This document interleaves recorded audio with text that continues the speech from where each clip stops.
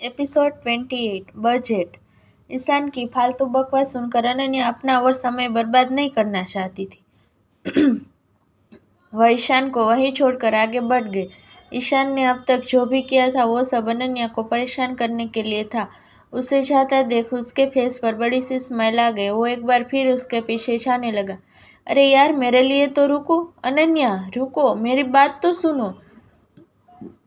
ईशान अनन्या के पीछे जाते हुए बोले जा रहा था। जब अनन्या नहीं रुकी तो दौड़ते हुए उसके सामने आ गया और उसका रास्ता रोककर खड़ा हो गया।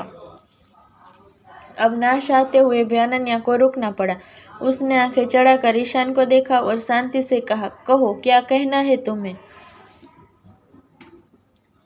तो ईशान ने कहा, अरे यार 2 मिनट सांस तो लेने दो। और ये कहने के साथ ही उसने अपने सीने पर हाथ रखा और लंबी लंबी सांस लेते हुए आगे कहा, तुम थोड़ा धीरे नहीं चल सकती लड़कियों की तरह तहजीब से, या फिर तुम्हें यह भी मुझे ही सिखाना पड़ेगा। ईशान की बात सही थी। नॉर्मल लड़कियों के कंपैरिजन में अनन्या काफ़ी तेज चलती थी। हालांकि इसमें उसका भी कोई दोष नहीं था। बचपन से ही अरशद से कदम मिलाकर चलने से उसे तेज चलने की आदत हो गई थी। ईशान, मुझे लेट हो रहा है, तुम्हें जो भी कहना है जल्दी कहो और मेरे रास्तों से हटो। अनन्या ने कहा। वो इस वक्त काफ़ी सीरियस थी। यह देख ईशान भी सीरियस हो गया। ओके, आई एम सॉरी, मुझे तुम्हें परेशान नहीं करना चाहिए था। इट्स ओके, अनन्या ने नॉर्मली कहा और आगे जाने लगी तो ईशान एक बार फिर उसका रास्ता रोकते हुए बोला, अरे सॉरी कहा है, जाने को नहीं। अब कुछ ज़्यादा ही हो गया था। ईशान की वजह से अनन्या को 2 घंटे वेस्ट हो चुके थे। उसे अंदर ही अंदर डर भी लग रहा था और ऊपर से उसे तेज गुस्सा भी आ रहा था। गुस्से से उसका फेस लाल हो गया। ऐसा लग रहा था अब बस कुछ ही सेकंड में वो ईशान को पीट ही देगी। ईशान को भी इस चीज़ का अंदाजा हो गया। वो दोनों हाथ अनन्या के आगे करके उसे शांत करने की कोशिश करते हुए कहा, रिलैक्स, कूल डाउन, तुम गुस्सा मत करो। तुम्हें शॉपिंग करनी है ना, मैं तुम्हारी हेल्प करता हूँ। मुझे गर्ल्स के बारे में सब कुछ पता है। आई स्वेयर, मैं सच बोल रहा हूँ, मैं शॉपिंग करने में तुम्हारी हेल्प कर सकता हूँ। ईशान से यह सब सुनकर अनन्या को कोई हैरानी नहीं हुई। उसने जब भी उसको देखा था उसके आसपास हमेशा लड़कियों की भीड़ इकट्ठा रहती थी। ईशान का उसकी हेल्प करने के लिए राजी हो जाना उसके लिए किसी गॉड गिफ्ट के से कम नहीं था। उसे वैसे भी शॉपिंग के बारे में कुछ नहीं पता था। ईशान की बात सुनकर वो रिलैक्स हो गई, मगर अभी भी वो ईशान से हेल्प लेने में हेजिटेट हो रही थी। क्या मुझे ईशान से हेल्प लेनी चाहिए? कहीं अरशद को यह बात अच्छी नहीं लगी तो वो तो मेरी जान ही ले लेंगे, और मैं बिना शॉपिंग के गई तब भी वो मेरी जान ले लेंगे। मैं कुछ भी करूँ, क्लास तो मेरी लगनी ही है। इससे अच्छा मैं ईशान से हेल्प ले लेती हूँ। मेरे पास ज़्यादा समय भी तो नहीं बचा है। रही बात अरशद की, तो उन्हें इस बारे में कौन ही बताएगा। मैं तो अकेली आई हूँ।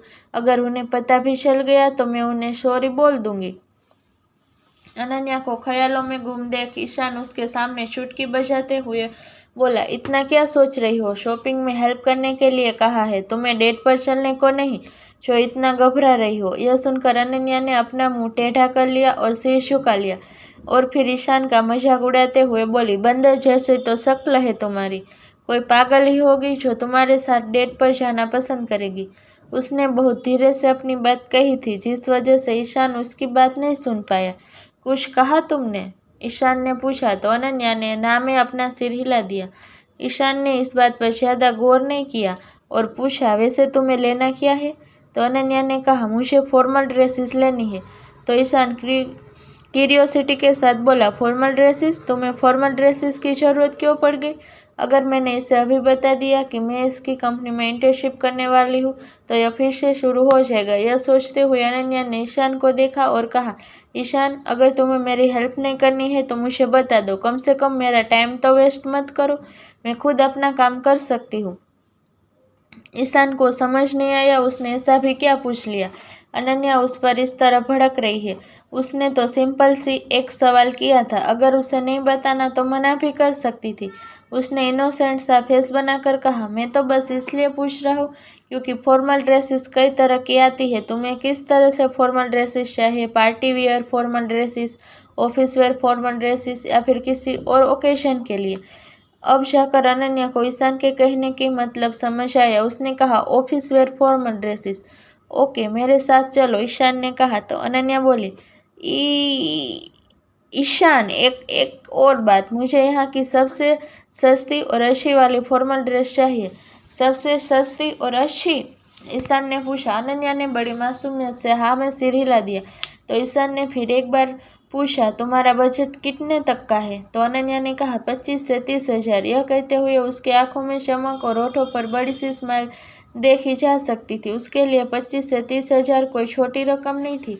वही ईशान का मन किया वो अपना सिर पीट ले। होठों पर एक फेक स्माइल लाते हुए वो अनन्या को घूरते हुए सोचने लगा, क्या यह लड़की पागल है? क्या इसे सच में नहीं पता कि यहाँ पर सबसे सस्ती फॉर्मल ड्रेस भी 25,000 की रेंज में नहीं आएगी? अगर इसे 25,000 तक की फॉर्मल ड्रेस चाहिए थी तो यह किसी नॉर्मल शॉप या फिर किसी छोटे मॉल में जाना चाहिए था। खैर छोड़ो, मैं भी क्या सोच रहा हूँ। मुझे तो यह भी नहीं पता कि इस लड़की को 25,000 में एक ड्रेस चाहिए या फिर 4। अपने फ्रस्ट्रेशन को दबाते हुए उसने बोला, ओके, मैं तुम्हें सबसे सस्ती और अच्छी ड्रेस दिलाता हूँ, चलो मेरे साथ। थोड़ा जल्दी चलो, मेरे पास टाइम कम है। अनन्या को मॉल में देखकर अथर्व को उससे बात करने का अच्छा मौका मिल गया था, मगर अनन्या को ईशान के साथ देख वो उसके पास नहीं गया।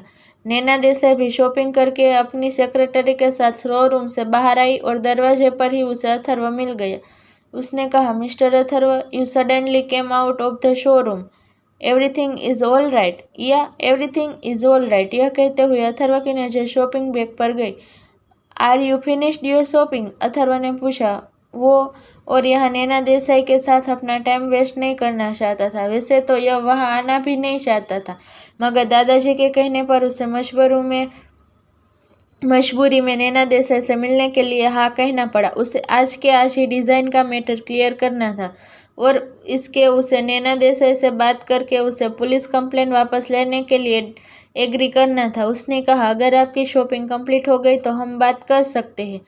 यस ऑफ कोर्स, नैना देसाई ने कहा। उसे यह तो नहीं पता था कि अथर्व उससे क्या बात करने वाला है, पर एक बात तो तय थी कि अथर्व किसी छोटी मैटर पर बात करने के लिए अपना कीमती समय निकालकर उससे मिलने नहीं आया था।